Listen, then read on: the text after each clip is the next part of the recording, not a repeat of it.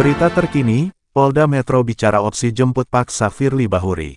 Polda Metro Jaya bicara opsi menjemput paksa mantan Ketua KPK, Firly Bahuri, bila kembali tidak memenuhi panggilan penyidik terkait kasus dugaan pemerasan yang diduga dilakukannya terhadap ex-Menteri Pertanian Syahrul Yassin Limpo, SYL.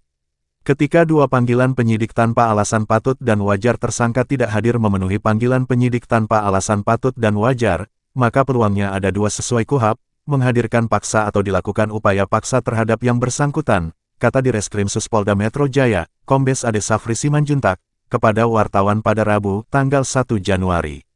Firly sempat dipanggil penyidik untuk dimintai keterangan di Bareskrim Polri pada tanggal 28 November tahun 2024 lalu.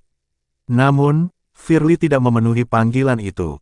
Ade belum membeberkan kapan rencananya pemanggilan kedua dilakukan. Yang jelas koordinasi terus kita lakukan dengan JPU untuk menuntaskan perkara yang dimaksud, ucap dia. Ade menambahkan, penanganan kasus Firly yang dilakukan oleh Polda Metro Jaya mendapat dukungan penuh dari KPK. Dia pun menyebut proses pelimpahan dan koordinasi berkas perkara dengan jaksa di Kejati Jakarta tak menemui kendala. Diharapkan, berkas perkara bisa segera rampung dan bisa diajukan ke persidangan. Bahwa penyidikan penanganan perkara Akuo akan berjalan secara profesional, transparan, akuntabel, profesional pasti tuntas, ujar dia. Pengacara Firly Bahuri, Ian Iskandar, membantah kliennya mangkir dari panggilan penyidik. Ia menyebut Firly tidak hadir karena ada acara pengajian di rumahnya. Pada saat yang bersamaan, pada setiap hari Kamis di rumah beliau itu ada pengajian rutin bersama anak yatim, dan kebetulan juga ada keponakan beliau meninggal dan dilakukan semacam sedekah 7 hari.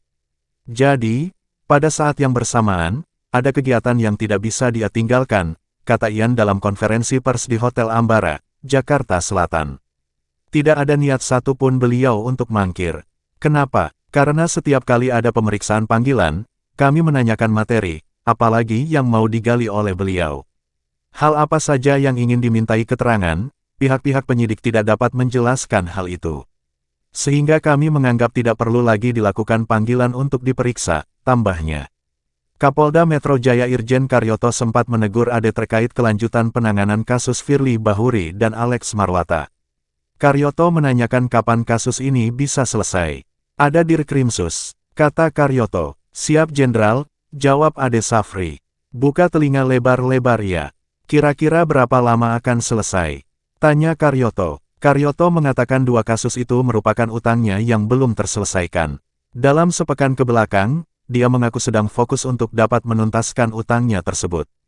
Adapun dalam kasusnya, Firly kembali dipanggil oleh penyidik Polda terkait dengan dugaan pemerasan sebagaimana diatur dalam Pasal 12E atau 12B atau Pasal 11 UU tentang Pemberantasan Tindak Pidana Korupsi Junto Pasal 65 KUHP.